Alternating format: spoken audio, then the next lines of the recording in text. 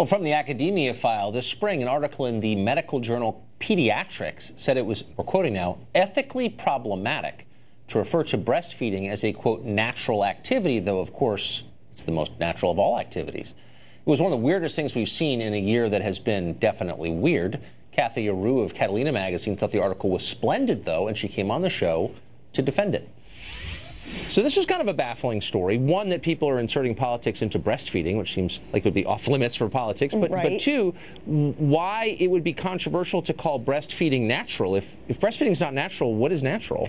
Well, breastfeeding doesn't come naturally, as pediatricians will tell you. It's not exactly easy. There are lactation specialists out there. There's a whole industry out there.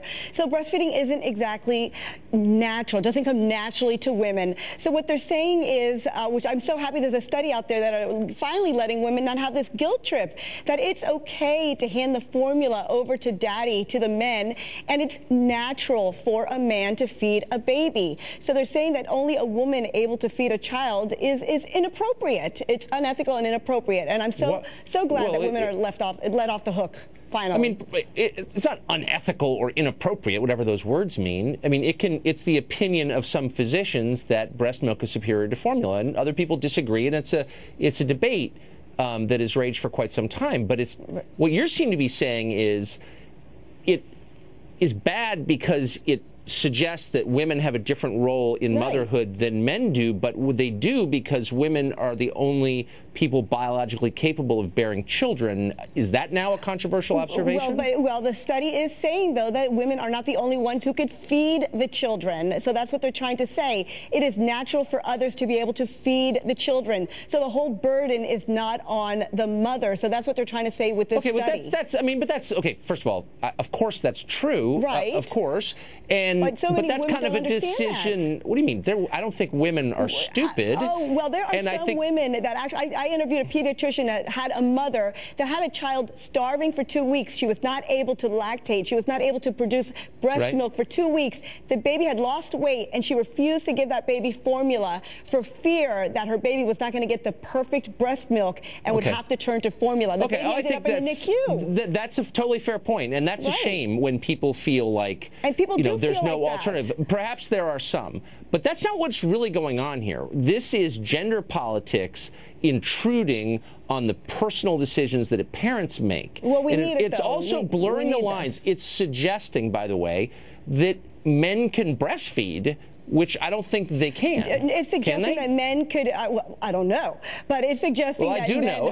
The answer is they can't. So. I have 4 children, I can tell you. I don't know your secrets, but no, what they're saying is that men can feed children. They're finally putting a study out there that's saying that breast milk is not the only way to go. There are other ways, and other things are natural.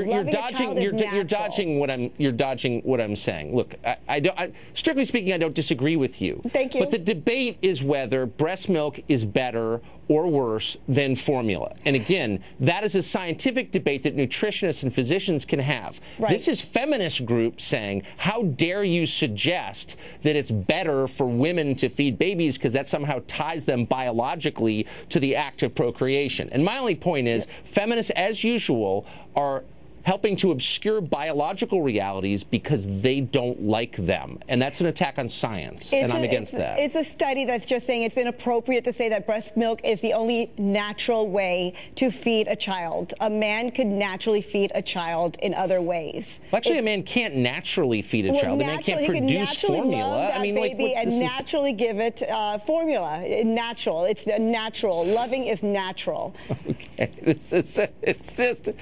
Can you just take 3 steps back? No.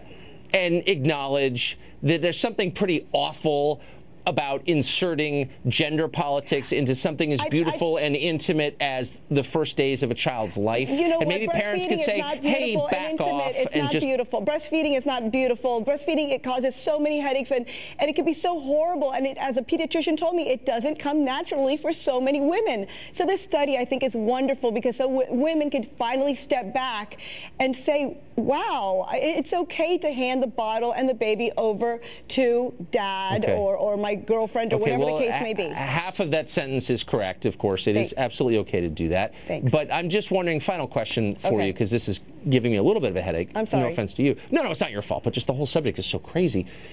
if it's not natural to breastfeed, how did the species get to where it is now? Like, why didn't we die out several millennia ago? I think we found other ways, like formula, to feed the babies. So, and years ago, like during the medieval period, like, where did you get the Similac then? Yeah, exactly. I'm not quite sure, but this breastfeeding phenomenon has been going on for the last 10 years. But before that, our mothers weren't all exactly into breastfeeding. You had the feminism, the revolution, the 70s. Women did not breastfeed like they do nowadays. So breastfeeding has not always been the answer. Man, I'm glad my kids are older enough to weigh into this stuff. Kathy, thanks for joining us tonight. Thanks for having me. Well, Muslims in Australia say they need safe spaces where they can freely express controversial opinions. What kind of controversial opinions might those be? Up next, we'll show you our talk with a Muslim woman who thinks these safe spaces are an excellent idea, and hear her answer to that question.